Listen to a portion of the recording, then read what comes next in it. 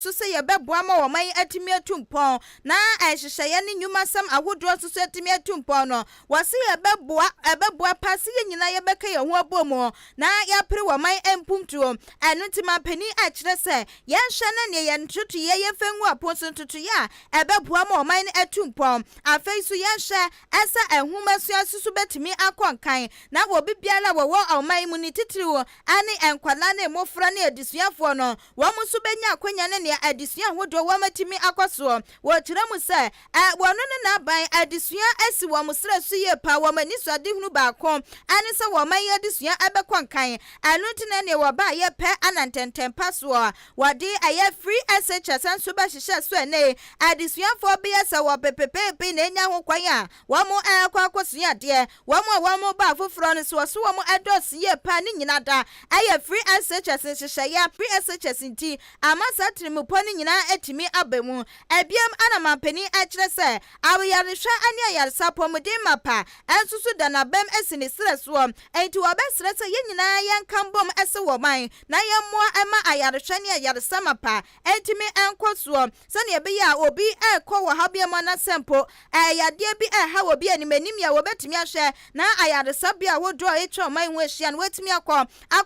ne ho yade wasisa hyehyɛ ye nyina enti ana National Health Insurance Scheme and so egu aponso eye djuma gidigidi abo ne homodin ye pass ne be ya ayarehwe ne ayaresa anso betimi atumpom enti wabesra adokitafo ne nurse-fo ne titiri ane wo mo apomudin sensem nyina da esi wo musra so ase wo mo homodin se ne be ya eye National Health Insurance nhyehyɛ no ane so ebetimi akonkan na wo bibia wo ye Ghana ni no etimi anya ne chefa awo ayarehwe ane ayaresa anso emu. We should continue to strive to ensure that no Ghanaian child is denied access to quality education, hence the groundbreaking and transformative free SHS policy. We should continue to guarantee access to affordable health care for all in every part of the country by continuously improving the National Health Insurance Scheme, expanding healthcare infrastructure, and enhancing general health delivery. We should continue to work towards achieving food security and the modernization of our agriculture. We should continue to work to become a value-added industrialized economy which no longer depends on the production and export of raw material but on the things we make. We should continue to work to open up all parts of our country through the construction of roads, rail, ports and airports. We should continue to improve accountability, efficiency and transparency in the deliveries of public service. We should continue with the process of digitalization. We should continue the difficult but necessary task of ridding our environment of the menace of galamsey. And we should continue to pay our taxes and demand that our leaders put them to good use. Above all, we should continue to guard and protect jealously the security and integrity of our nation against dangers from outside and within our borders. Abusiama penny na adedankwa ane ekotie ne bre na wakasa afa ehyehyeye ahodwa empo MPP aban na sempo no waman Ghana yetimi ade agu aponso a ebeboa ma sitenemo eso ayemre na anwechi ana mampeni akire mu se COVID-19 na nitua ane baye na ansa na COVID-19 beba na oman Ghana mamuo no ejina na so ne esikasam kakra akodenim yade ebaye pe ne betwe amammo ne ekonechi ama sikasam etoba ha na fa bibia enkoso wase COVID-19 ebaye kura no echi no nanka woman ne sansole ejina ne naso ana chese empofiri ma Russia ne Ukraine tokwa isu etimi hyehya so a eno anam so ma chese amammo no asanso ekofom enu ntima pani se sane mai anyina na ni atuamu bie enti wa shaga na fo boso yenya rehemu bi ewonimu ensesa bre bosumi poli edu aduonu mienu aka no wa bangwom no wa behwe na watoto aniama ama mamo na sanso agina ne naso ama ne COVID-19 ababese ye ni nyina no watimi anso aye ni ye afa ni Russia ni Ukraine anso abese ye nyina mampeni se wade ni nyina abegugu aponso ansakura na afipinu ani aduonu na nso aduru ama woman Ghana yakwa akoso santin de kokoromotie anso akwakoto abanti wose ansem ya waka nyina ne yenya rehemu ewonimu na afeisu yafa ya hoden ani yenimdie enta na chise na ebe ya ne tirimupo ani ne hyehye nyina no ebetimi abemo ama woman Ghana. Government has deployed a number of fiscal interventions to help bring relief to Ghanaians. And I'm confident that sooner rather than later, we will see significant results of relief and recovery. Government is implementing to bring back the days of rapid growth. Fellow Ghanaians, there is one thing I want all of us to remember, and that is that when I assumed office on 7th January 2017, I inherited a severely challenged economy whose rate of growth at the time was the lowest in over 2 decades. By dint of hard work, prudence, and creativity, we managed to turn things around, creating an economy which for the years 2017, 2018, and 2019, the years before the onset of COVID-19, was amongst the fastest growing economies not only in Africa, but also in the world, recording an annual GDP growth rate of 7%. We were the best place to do business in West Africa, and in 2021, we were Abusiama penny nana adodan kwa akufu adone ewo from Mantemo na wo man Ghana yedi yemfishia da etoso ediesia ensia 66th year Independence Day ana tse wodi sansemi nyina atu edwa na abusia wo Independence Day kuro ye ho ansakura na ye ba be di Independence Day na sa ansakura na day aso baba no ane ayama me Sofia akufu anka Chief Justice wadi tudwa ana wajira se ekawa nonkwa ka Independence Day afi aban hwe ne wantimi ntwa bi se aniema bebre ekoso wo man mu a wase ya dwen asiso osisa aniema emu owuram ekrompo esi Independence Day na ye ba bedi no ehun sam ye de tudwa ekasa ho a na wo pani a wono so akasa a wono no de wo chemu sa adwenkyere no wone ma me Sofia Akufu the same decrement ensusuye bi animo eye kanema pani dada John Dramani Mahama wade atudwa wa kire se ene wo hwe wo man na toba ha sikasam akwa pete se bibia enko amamuo na ye basa amamuo na akoye bibia wo ho no ye hu amamuo na eso entika waka wo no kwa de ankene eye Independence Day abai adehihye so no enka wasa abai ne hwe ne watimi ayifiri wo ne ntema okasa an wo kire se ene ukwa yare sabia wodo na tse enema ekoso wo ho no enye fe enya homeka na enum no di mu kire mu atudwa a wo kire mu se ade ba ko ene enwa tope ewa yare sabia wodo a wo se yetimi atuye ni ehye na ye de hihye ya wodo egusuo wo se vaccine ahodo ase ye wo enkwada foforo no yetimi ade wo mo ebi ade se polio no wo se ebi ni wantene ye wo akwala krampo asampane ne enya ade a ye wo ni bie ekoba ne sa na tse akwada ne se bio na pomuden ensensem enso a ye atoba ha ansha na daachi bi no ade wo haw ane ade so a enso so ba besua wo man yiso entika wonu kwa ade aka ban hye na won hye ntutu sa niema ni ye na kasika ne wode akokoye sa Independence niema no anka wo so hye na eye ai apomuden aso ye awodo no wotimi di course ne be ya eye polio mpane ne enho akwatwe awogo no won betimi akwakotobia abehye nan na fe enkwada fofra ye wo wo momofra totofe wa no wo musu wa mapomuden ebetimi agina ye enu aji an wo kire se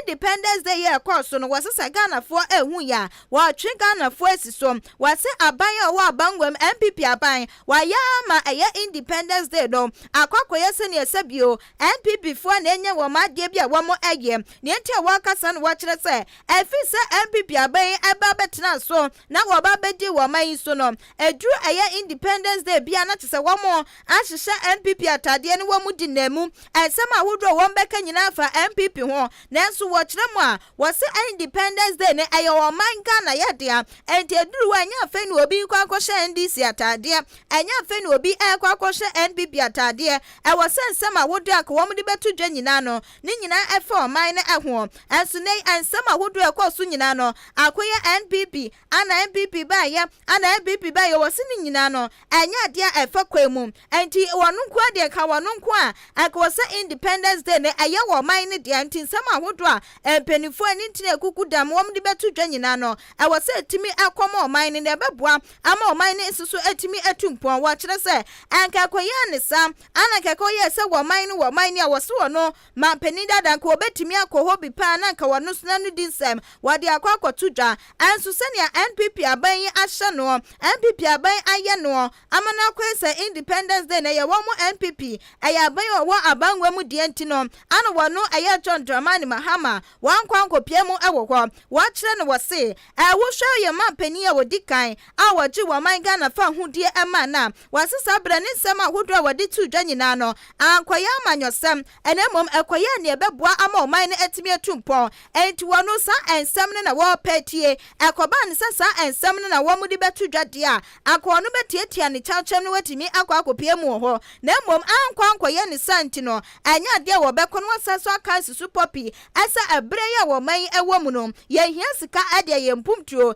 ye hia sika beboa ama ya pomuden ayadhwe ne ayadesa ensusu etimi akonkan enti wonim ne enti asa ne ma gba nyina eguwo na setew na enei mampani na adedan kwane ne MPP aban womo edi Independence Day no enso etimi ahihye eso. Why should I be celebrating Independence Day? And as Nana said, today if you are a mother and you take your child to the hospital for vaccine, 3 vaccines are shot. First time since the 4th Republic. So what are we celebrating independence when our children cannot get vaccines? My maternal sibling suffered from polio. He was crippled by polio. So I know what polio is. And we've gained strength in the fight against polio. Fewer children are getting crippled by polio. Today, flags, they are wearing party t-shirts. I don't want to be part of a party jamboree. Nkrumah got us independence. I'm an Nkrumahist. I will attend an Independence Day any day if it's not hijacked by one party, because it should be a national day for all of us. I'm not going to be in Hood because I don't want to be part of an MPP jamboree. Abusia ani aya kanema peni John Dramani Mahama na wadin semi atudwa ewa ebra NDC amayo kwon wamu kokohia ye na wamo elbubobubo wam ho abaso na wadi ensemi atudwa wa enkran pumpuni mantemo eye 5th anniversary dinner and awards night ana mampeni John Dramani Mahama dada wadi ensemi atu eja abusia yatwa ensem no so na eye independence ene samna na tisi egusu a ye kyerɛkyerɛmu asɔne sɔne so na ye kwa kopiemu ewo asene manso across so abato empeso so ene dwumedie ne so ekoso wo wa na ekoso ewo Atwaman Senior High School ene esukuu ni mu awamo park kese eda wo ana kyese dwumedie ne so etimi koso ne entoaso sukuu mienu ewo asene manso across so abato empeso so wo mu mienu nyina bepiemu a kyese match pass yi wo mu so eye bie eye Atwaman Senior High School wamwansa so machi bi saso ana across so technical wamunso eba bepiamo ewo dwumedie ne nsusu asebie afe mfitiaso suku awodo na ana ba ye wamu nyina da ade wo manimonyam eba betai dwumedie ne nso achisanso ana krowura Robin Ponsi Timpoku a wotoso miensa wano so ade nanimonyam eba betai dwumedie no ensusu achi ebie na dwumedie ne ekoso ana aban krachipeni a wono ewa asene manso across so abato empeso so wonimonyamfo Alex Inkum ejibre ade nsam ahodo atudwa na ne nsam a waka nyina efa wo man Ghana ewo ne nsam a wade tudwa no wakyese ayenokure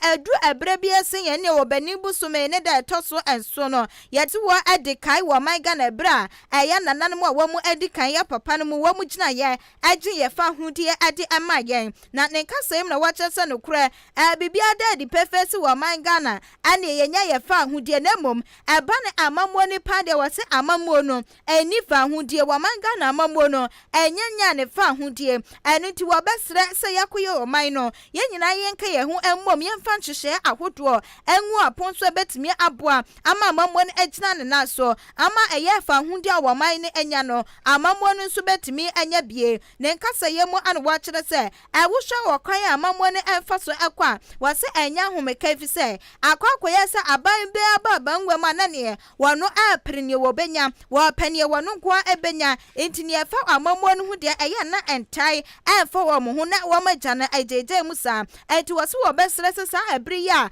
wo man Ghana ye di emfihia da etoso aduesia ensia no ye nyina ye beka ye ho ebo musa wo man na empo aban ye wo abangwam no ye de ye nimdie ane ye hoden ensuso atai na chise ne be ya enhwehye ye ahodo wadi gu aponso nyina na ebetimi akwankan wasese ekoba ne sadia ane ese ne wo man no anya ne ho ane ne fa hodie no sa pepepe ane ya mamuo no enso ebekwankan ya mamuo no enso benya ne fa hodie na adehye ye wo man mu no wo bia so atimi ahenhan no na wato ensam no so ade ebi enso eka eho ene enso ye eba konkro ene jeda ewo Ghana abakasemu ene na Ghana nya mfie adusi ese also baby de ye free economic freedom so ya setena mu ya ba mu yesika semu ye freedom ye free sa eno ntina esese Ghana ni bia ede na kuma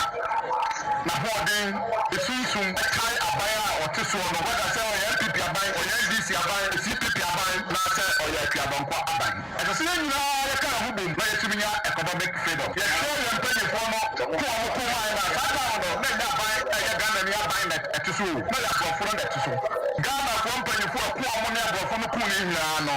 sabi na nya aban bisika no mo de yesa ko akasa fio mo pem na je ntoboa entiana ka ye bibi na se yesi wo so ko hoden fa nyansa fa usika ada support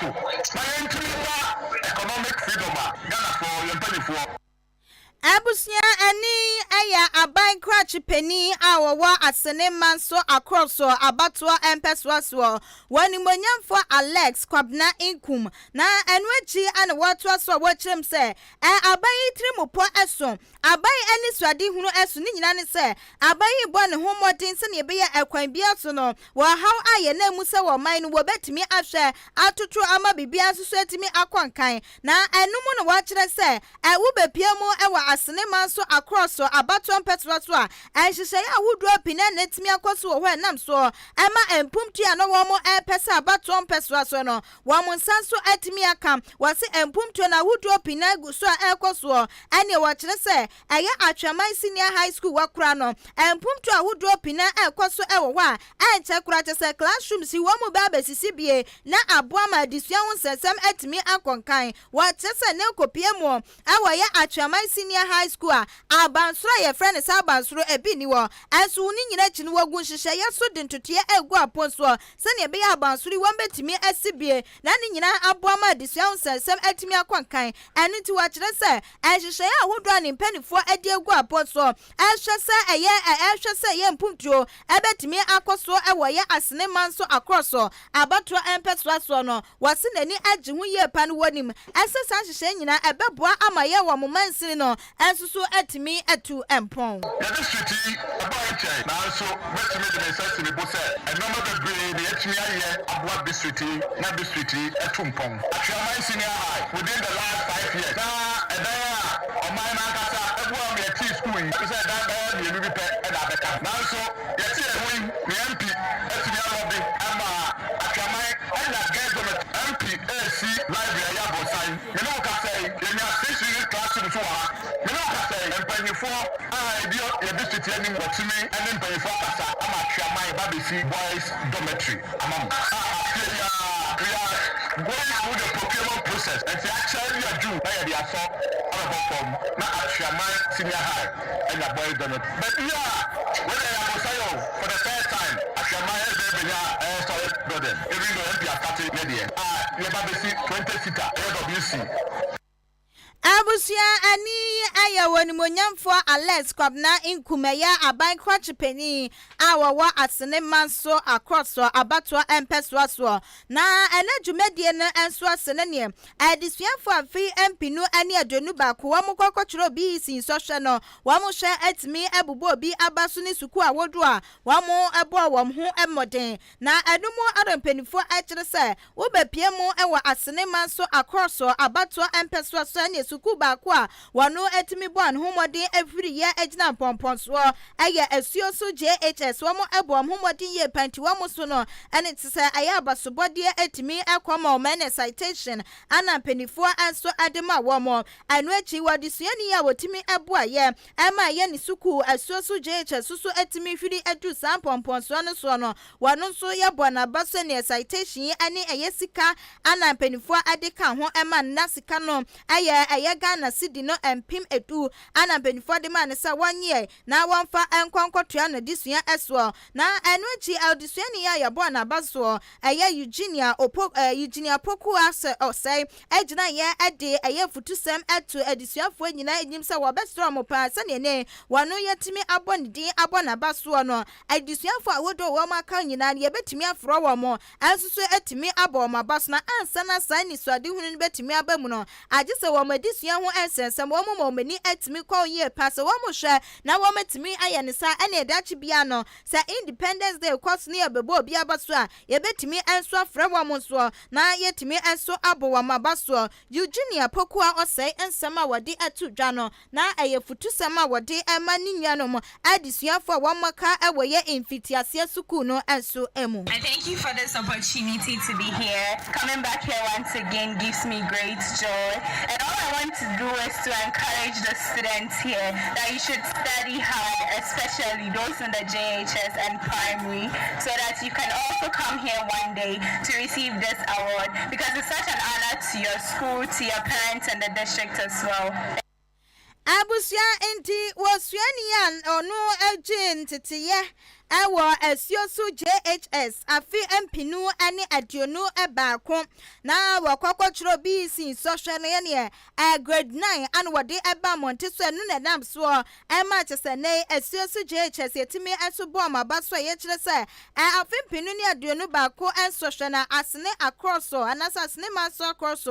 esuku ahudu ewo nyina ni suku no ana etimi ehwiri ejina pompon so wanu so futusem awode ma ni nyanom nkaye no ana sebusia yakọ ekotie na yegina na futusem no so na yato enkra no ti Jubilee Hospital se wapomuden ehu ehia ye paso wapomuden ebekọ nkan dia wose agese na so ye fisa wamo ewon kade a won betimi aboa ama pomuden won sensem so etimi akọ nkan wamo sanso ewo pharmacy a wakọ akọje yadhwe ani ayarse wie ne koba ne se okoto nra enya afa na wo ba be pie ne enu ahodo a doctor trauma wo nyina no wo benya ni nyina bi ewo maso eye wa yamfa aginchina kwada no ubenya nnure ni se ne wo pani nyina bi na aboa ama wapomuden ansusu atimi akonkan Jubilee Hospital say insurance card ahodo ni nyina no wo moje adiye adwuma enti wo dia ne ya National Health Insurance asifa bra pomuden ana ehia wam afei private health insurance so won beje aboa ama wapomuden wonsensem atimi akonkan canteen awo Jubilee Hospital ne okwa enuane ahodo nyina no wo benya bi enso edie ho akoye ayarsabia ntini wo madwane na ahu atiye pa Jubilee Hospital ewo achim odan kwantempo ne so aboabo Amantra Bridge ne so ana wa mo ewo from penifo wo mai so 0244 575799 0244 575799 na uni penifo so antwetwe enkomo afei Bempoma Plaza Hotel ye twanita Wasabi Plaza Hotel wo pe baby adwodwo ho apoye mantem afana baby anoa ane Bempoma Plaza Hotel se wam ho no wom ye wom nyuma abafo kwan so anya asem keto afei so no baby anso didem wom adan na wo kwakodam na ya queen size bed na dem ntenya afei ana wo kwakodam wo pechi wo kwachi wo baby ababe ya wamo dan wo masiesie mu te se efie de na pepepenti ukọ ho a etise ne awo fie no wamo awodan ba ko efa nipa aduasa entimu ya adwumakuo ankorankora ko mu pe baby adidi mo ho nkwama Bempoma Plaza Hotel sabra wo benya baby ama edan kura na air condition bom projector susu bom enti ebeboa ama mo nkomo twetwe no atimi akonkan baby obe park wo ka so de wuni ha wa ho ban boa enso agina brani ye pa wamo ewo bar any restaurant ntinyane ene sa wudo ni nyina no benya bi ewo ho wakoda Bempoma Plaza Hotel ade a che no ya ma free breakfast ayede fruit salad enso so atato ebeboa amademu ni kura no ho den entu entibi asisi eye Bempoma Plaza Hotel ewo achim oda enkwantanum wani Pentecost asafo no anadi ahwenimo obetimi afro mo 0249 855396 0249 855396 now ni penifo a wamo eda no so achwetwe nkomo Bempoma Plaza Hotel was especially made for holiday makers from abroad and afar. abusia fe yetwa esem no eso na Executive Director Awada Africa Center for Health Policy Research and Analysis annual Dr. Thomas Anaba wanu so ade atudwa wa kire se eka wanu kwa sani amamwo ne ekono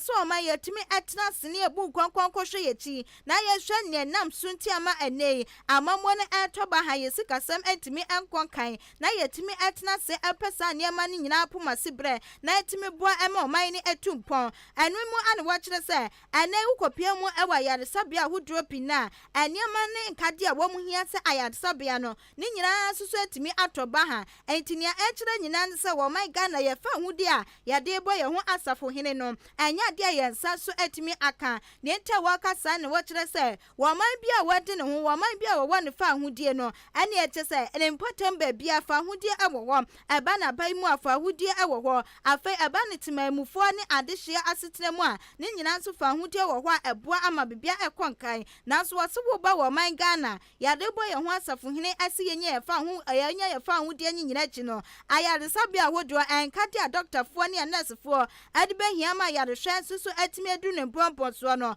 wasesa niama ne bi aniwo afei so ebe yesuko a wodo no mu a ane enkade a wodo pina so ana etimi atoba ha afei ye mantem a wodo no so no ne nyina susu atoba ha so ne nyina chi no yade bo ye ho asafo hene ase yenya ye ho ane ye fa hodie wo kire mu se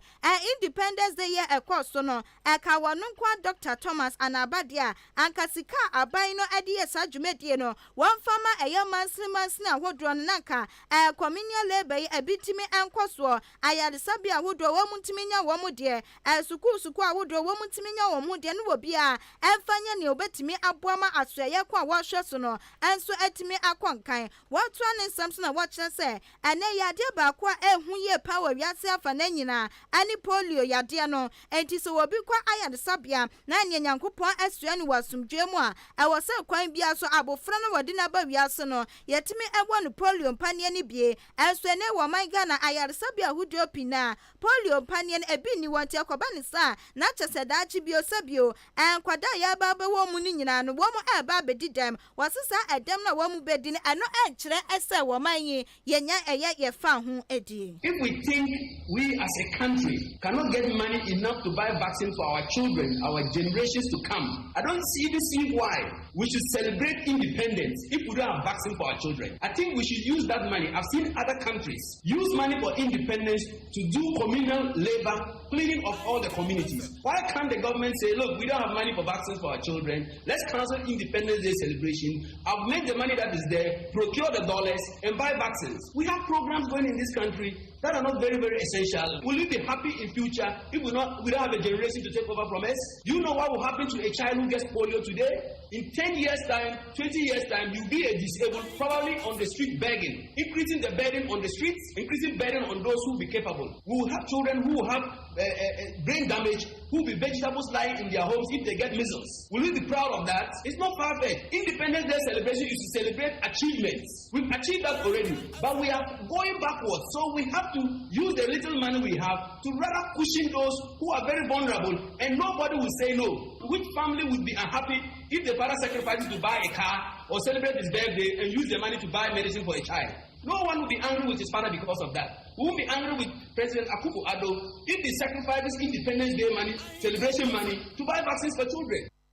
Abusia ani Dr. Thomas Anabawa, Executive Director Awada Africa Center for Health Policy Research and Analysis and so annual no so ninchire chemunienti awaka sa Independence Day yi ankani kwan se etimi kwaso na an wode ho nsem nyina da enso etimi ato edwa abusia ye gina ne nsem ne so na ye de enne anwumre no nsia kase asamufo esemu edeba ye no ye de nyina enso esie na me producer wotinchi mafitie ne mame enso so edimi echo Facebook eye Kwame Asante Billyman a technician on duty afe aboafo nkaye nyina no enase PSA enso enko ema womo meso ameje penie ebekinkan kase ne midin ene mame akwia Janewa Kasiebo nesi yesi hachia mupi ya mamumo